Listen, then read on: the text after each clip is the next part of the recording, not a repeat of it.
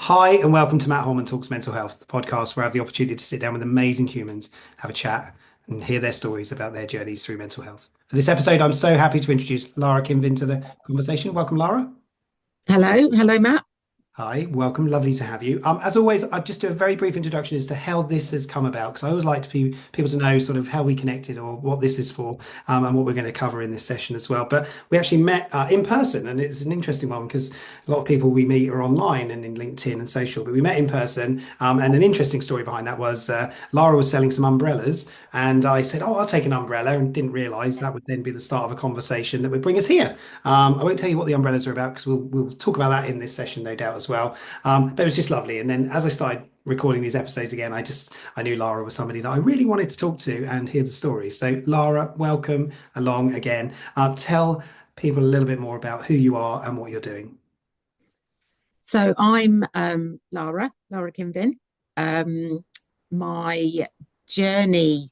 Am I going doing my journey now? Am If you I? want, if you Yeah. want, go where you want. Um, I I've bumbled through life. Never really knew what I wanted to do. I've had various jobs. I've done admin jobs. I've done sales jobs. I ran a hotel in Guernsey for a while. Um, yeah. Then I ended. So my last sort of, I'd like to say, proper job. I was selling aviation paint, um, and working in sales and marketing, and it was an okay job. Um, but there was always something else. There was always that, what else can I be doing? And my mum died about 14 years ago, and I then questioned everything. I was making money for other people, um, and just wanted to do something different. And I did a yoga teacher training course. I did manicure, nails. I was quite lost, I guess. And then I stumbled along and found counselling.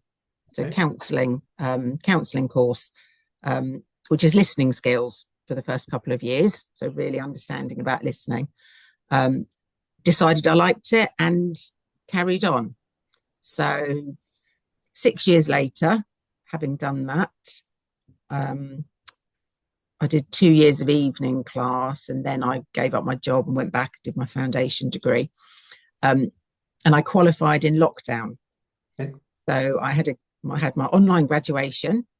I was counselling people online, um, living on my own to a greater extent. I was nannying for some children at the time whilst I was studying, but I was generally on my own. Um, and yeah, then I had my own crisis, like I think a lot of people did in lockdown. It was, yeah, really tough. I wasn't eating, wasn't sleeping. And you could hide then, you could hide from people. People didn't actually necessarily know. Um, so I became suicidal for about 6 months. Right. Yeah, I think it was that whole, um, what have I done with my life? And Right. round and round in circles. I've suffered with depression on and off all my life. And I think naively, I thought, well, I'm a counsellor now. I know what I'm doing, and I've been through lots of therapy. Um, but unfortunately, it wasn't like that. So um, yeah, in 2021, um, various attempts and admissions to A&E. And then in the October of 21, I broke my ankle really badly, ended up in A&E, and then I finally got the help that I needed. So before that, I was in the service, in the mental health services, but I was told, I didn't look suicidal, and we see people a lot worse than you, and because you can get out of bed. Um, so I think it is that perceived Yeah. what mental health and what suicidal looks like. Um, yeah, so then I ended up in the Priory for 3 months, Right. um, and then got the treatment that I needed. I had electroconvulsive therapy, which is they you have an anaesthetic, so you go to sleep, and they put an electric charge into your body, and it's less than a minute. Okay. Um, and that seemed to work. That seemed to work for me. So I'd always said that I think I need my brain rebooting. And that's, I guess in basic terms, that's what it is. Yeah. And they say that other people will notice you improving before you do. Yeah, and I did, and gradually, I had 14. I had 14 sessions. So they take you. I was in the Priory in Marchwood, and they take you into Southampton, to Antelope House, and then started to improve. Okay. And that brought me to, yes, being fascinated and so passionate about suicide prevention. Right. And I think once you've gone through, like a lot of people in this world, they've lost people to suicide, or they've been there themselves, and then they just want to make things better. Yeah. This is a true story. So true, isn't it? I thank you for sharing that, and for talking a little bit about your sort of personal experiences, and can I just sort of delve a little bit deeper into the time around COVID when things were changing for you? So obviously you'd been through this process of training to become the counsellor, and the graduation was online, which we all know what that felt like when you couldn't actually be in person and attending those things. Was it sort of, did that feel that you were at those points? Loneliness and isolation is a big part of sort of stuff that I talk about as well. And Yeah, so what was really going on for you in there, in that space? How was your sort of feelings towards loneliness and isolation? I think it was. I think that was the whole. I wasn't getting out and seeing people. I wasn't doing the usual, community events that would keep me going. Yeah, Um, and I didn't realize how important they were at the time. yeah, We could go out for a walk, and we could speak to our friends online, but I realized that it's the human connection that I need. mm, Um, yeah, and I still dip, and my mood still dips. I've recently had a bit of a dip, and that's the first thing that I start to isolate. yeah, And it's the things that I know I should be doing, mm, I don't want to do. yeah, Um, and I think it was the isolation. I think it was um, the uncertainty of what was happening. Was the world completely changing? mm, The perceived everyone else seems to be coping with this, I'm not. yeah, Um, and then and too much time is such a danger for me. With my own negative thought patterns. mm, yeah. And you're on your own, is that right? You Yes, just me and Lily, just me and right. my dog. Right. Yes, Yeah, so that is, again, it's that no other human connection in that point, and yeah. yeah, really difficult space for you. And as you sort of were going through sort of those experiences and internal experiences and sort of withdrawing or the isolation, loneliness, what were others doing around you? Was there connection still? Were people trying to help, or was there, what was I going think I hid it to a certain extent in the beginning. on? Once people knew that I wasn't well, um, the crisis team and mental health services team were involved. Okay. Um, but I was determined. I was determined that I wasn't going to be here anymore. Yeah. And I managed to get myself a little care job. Um, but because I was feeling, so low, I was just going through the motions, really, Yeah. of life. There was no purpose, there was no hope. I couldn't see a future. And friends were trying to support me, but they can't wrap you up in cotton wool. I No. wasn't going to be sectioned because I wasn't an imminent danger enough to myself or others. Yeah. And I know that friends were convinced that they would be coming to my funeral. They didn't know when, but they were convinced that they would be coming to my funeral. Mm. And that must be horrendous for other people. and since then, I've met people that have lost people by suicide, and it's devastating. But when you're in so much pain at that time, you can't see that. You can't see the devastation that it's going to cause to other people. You just want the pain to stop. Yeah. You just want, yeah, to go to sleep and not wake up. Yeah. Yeah. No, I appreciate that. Thank you. Thank you for sharing that. And it's an interesting one, isn't it? Because it's the others on the outside, and I know the stories about your journey and your experience, but others on the outside sort of, it's that fear, isn't it, or that worry or that anxiety of, it's almost the inevitable thing that people are expecting to happen. But like you say, it's the uncertainty of what that is, when it is, and how it comes about. Um, After like coming out on the other side of that and going into this space with, suicide prevention is your core now, isn't it? It's sort of, Mm. you're really passionate about this topic as well. And what would those people think now? Do you speak to them still? Is that a conversation you've had with them? I don't know. Yeah, yeah. I mean, it's yeah, obviously very glad that I'm still here, um, still there, still supporting me. Brilliant. But I think it is interesting that when, although I advocate so much for talking and sharing, when I'm there again, I don't. Yeah. And that's why it is so complex and so massive, Yeah. because I talk about these things and I'm much better at helping other people than I am myself. Mm. And I know I'm not alone in that. I know a lot of people that, that they're much better Yeah. when it's other people. Um, but there's still the shame. There's so much shame. I should be fixed. I should be better. I should be, and Yeah. and it's just, yeah, negative thought patterns. Mm. Um, so that's why, keeping myself busy, um, or keeping myself occupied, Yeah.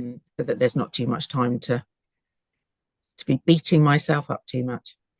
Yeah, no, definitely. And I think the reality is you've been through an experience that's very difficult to go through, for anybody that will go through an experience like yours. And, and now you recognize some of those behaviors and those movements, right? And others around you, I hope, are, aware of sort of when you withdraw or when you go into that space, that maybe that's when you need a little bit more support, or, maybe more conversation. I think that's a really important part. And as you sort of came through that system of going into the hospital and getting the support, and the treatment that you got when you came out the other side. So let's talk about the other side of it. And so going through the experience, and as traumatic as it is, but coming out the other side, and then at what point did you go, this is something I now need to do, or there's a purpose here that I need? What did you So think? it must have been whilst I was in the hospital that I Okay. was starting to look around at work and or what I was going to be doing. So I knew that I eventually wanted to get back to counselling. Yeah. I knew that I wanted to do that. I didn't think I was ready at the time. Um, and I saw a job. So it was Southern Health at the time. It's now Hampshire and Isle of Wight Healthcare. Yeah. So it was lived experience. So it was a person to go in and support on projects and help improve services, um, of mental health services. So, you know, ideal job for me. Yeah. Yeah. So I started there. So I must have come out of the hospital in probably January 2022. Um, and then I started work pretty much sort of, shortly after then. Um, and I've helped out on sort of various different projects. Yeah,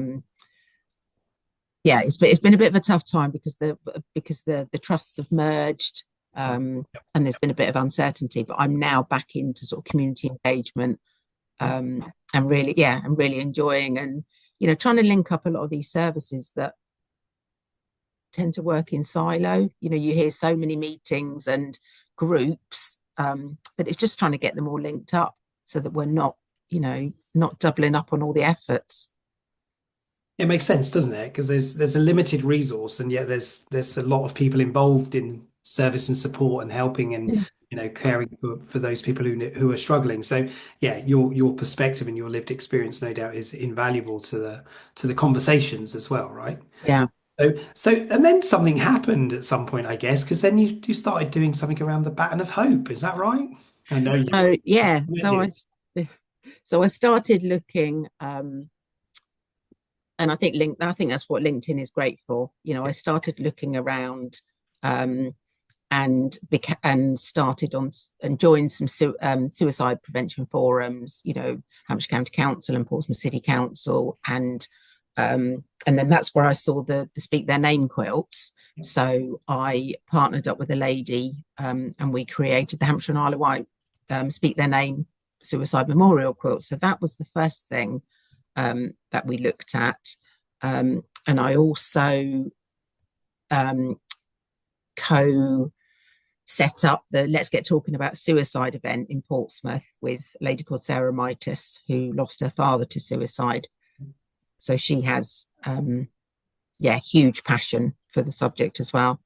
Um, and then I saw the Baton of Hope. So I applied and I carried it in Brighton in 2023, which was an incredible day. I had friends come along to support me. Um, yeah, beautiful day. And on the train back, and I was thinking, right, this needs to come to Portsmouth. Right. So followed the progress, and when they opened applications, put the application in, and managed to get it to Portsmouth. Yeah. So incredibly proud. Um, Probably about a year in the planning, and I think you sort of start off slowly Hmm. and think, oh, this might be a little bit, a bit challenging. Um, and then it just grew legs, really. I think it was, the support from people in Portsmouth was incredible. Yeah. Um, yeah, organisations that got on board, people that applied to carry the baton. Um, yeah, and incredibly proud. So yeah, I know that you were in Basingstoke, weren't you? So we went to Basingstoke and we brought the baton back by motorbike convoy, um, and then we had our day with it. Yeah, beautiful day, and that's what 6 weeks, 5 or 6 weeks ago Yeah, it's now. quickly it's gone, isn't it? Yeah. Yeah, yeah. So hence the umbrellas. So There you go.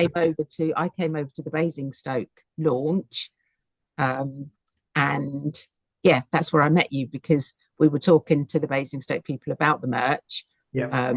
and then yeah, they obviously got their merch as well, and yeah, I was showing it off, I think, on the day.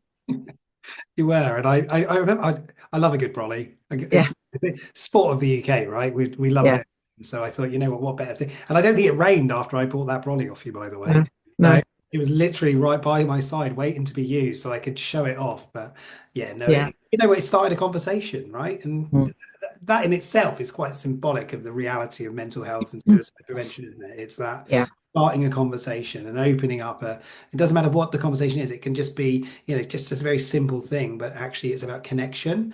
And I love doing the baton in Basingstoke with Marie and the team, and I felt very privileged really and humbled to be able to carry the thing. It was a beautiful thing.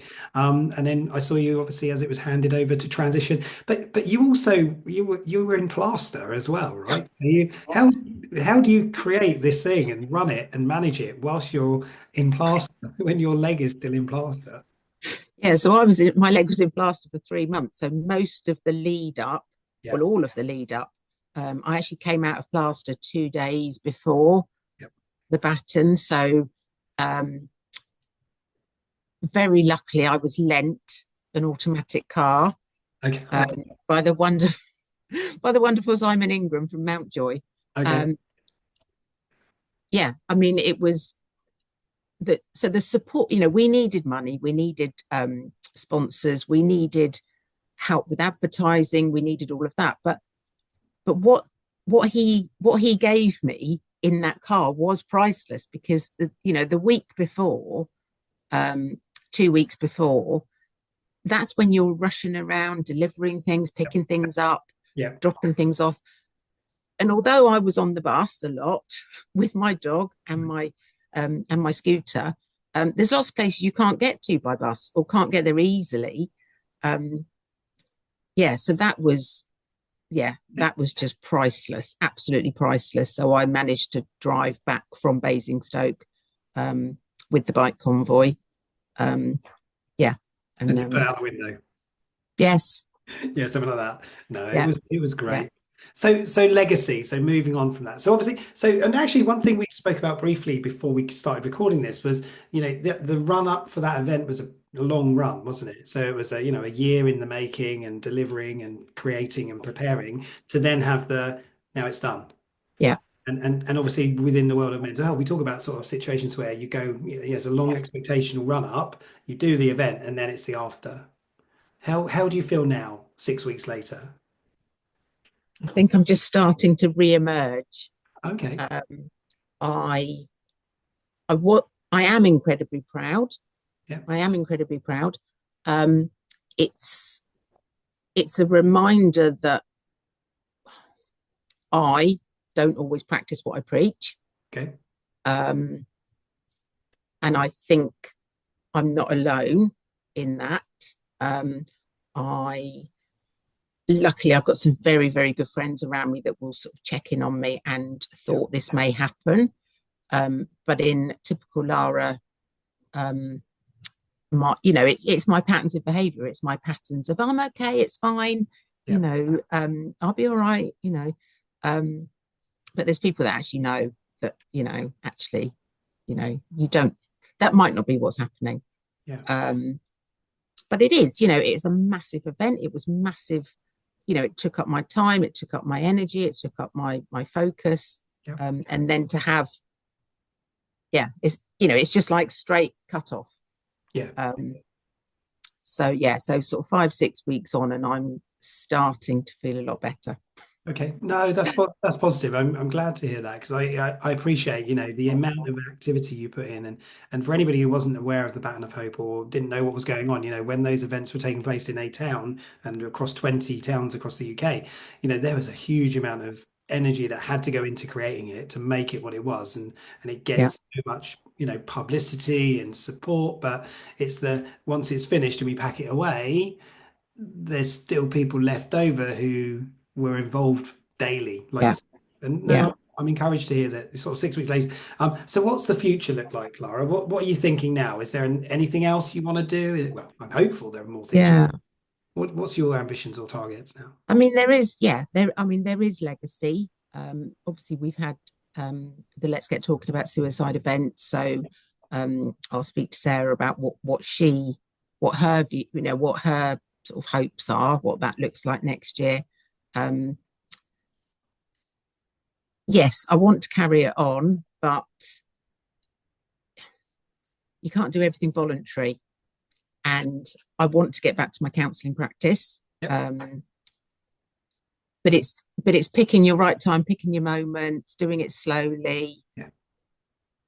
and just finding the right things. And I do trust that the universe will, Right. will direct me. Yeah. But sometimes, the universe doesn't pay your bills, so I have Well, to. unless it gives you the numbers for the lottery, and then it I might. know. Okay. Yeah. That's what Yes. you yeah. Oh, bless. Yeah. So I mean, there's we've got 100 years of Portsmouth as a city next year, so there's things I can get involved in with that. Okay. My NHS job is picking up, so I'm getting out and about more doing that. I want to get back to my counselling practice, but it's still, community. What can we do more? How Yeah. can we work together? And it's just getting into those spaces to be able to have those conversations. And that's what's great about LinkedIn is that you can get into those spaces, you can have those conversations, and just try and improve services. Well, that would be a nice thing to do, wouldn't it, if we can? And it just takes passion and energy, and I think that's one of the things that sometimes we're losing, is because people just lose heart and they feel a bit disillusioned by it and they don't know how to use it or what it's about. So, people like yourself, Laura, when you're on your energy, spurt, go with it and use your tool. You've created something amazing with the Portsmouth, chapter of the Baton, and you've got connection now through that, no doubt, and and fantastic. And that's why I wanted to chat to you as well, because when we met in the umbrella, and just for like so people understand, we didn't really have a conversation. We didn't have a very long time because we were in an event, and it was like just a break, and it's like, oh, have you got my brolly? And so the conversation didn't really start there. It was just I guess it was a spark, wasn't it? Just the Yeah, spark of thing. And then obviously social media, like you say, LinkedIn, we were able to connect and converse through that too. And so this is why I wanted to sort of bring this conversation out, because now that we've, that event's action, actioned and done, it's now the where are we, what can we do, and how can we support. So it's been incredible to listen to you share your story, Laura, and I really genuinely handle it. I appreciate that, and I appreciate you for everything you do and have been doing. So thank you. yeah, Final thoughts from you. So that's the last piece of this is final yeah. thoughts from my guest. And if you've got any inspirational quotes or motives or anything you want to share with the world, please feel free. I think it is just, I know there's lots of sort of inspirational quotes, and I can't think of any off the top of my head, but it is, living in the moment and gratitude. And I know a lot of this stuff can sound a bit twee, um, No. but it is, be kind, you know, just think what people are going through, don't get wrapped up in, we can all do the comparison. We can all do the, look what they're doing and the grass is greener. And it's just slow down, just slow down, um, be kind. It's not, I think we sometimes can be, we use busyness as a bit of a badge. Um, Yeah. and it's, yeah, just, Slow down and be kind. yeah, I think that's it. I Yeah, think it simplifies exactly what we need to do, isn't it? Sometimes it goes too quick. yeah. We need to, yeah, be present, and that's a gift, isn't it? So thank you, Laura. I really appreciate you for taking time to speak to me today as well. And for anybody listening, if you are struggling or you need extra help and support, there are organisations out there who really do care, who do want to help as well. So, you're not on your own. Remember that. Reach out if you need help and support as well. So we'll put links to support out there for people who might need that extra bit of help. But, talking about these topics, I'd love being able to just sit down and listen to these stories. So thank you, Lara. Again, I've said it about 20 times now, but I will keep continuing to say it. You're an amazing human, and I wish you all the very best for the future. Okay. Thank you. And I look forward to speaking to you again soon. Thanks Yeah, ever so much. definitely. Another brolly time, I reckon. Hope we could use the brolly. We go for a walk with it. That'd be Yeah. amazing. Look after yourself, Laura. Take care. Thanks. Bye.